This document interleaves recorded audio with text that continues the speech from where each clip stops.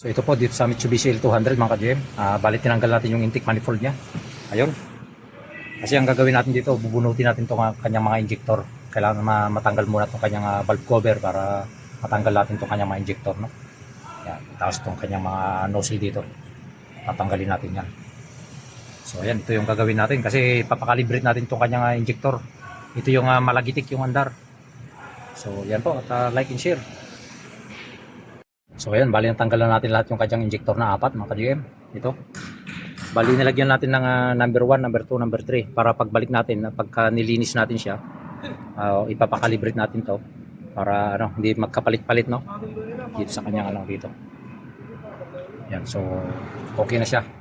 Yun na, at bago kasi natin matanggal kailangan natin tanggalin talaga yung intake manifold dito para maangat natin. Yan, so bali nilagyan natin ng number yung mga injector. Yan, 1, 2, 3, 4 para pag pinadala natin sa calibration alam nila yung by number niya para hindi magkapalit-palit no pag balik natin dito sa sakyan. So ayan siya.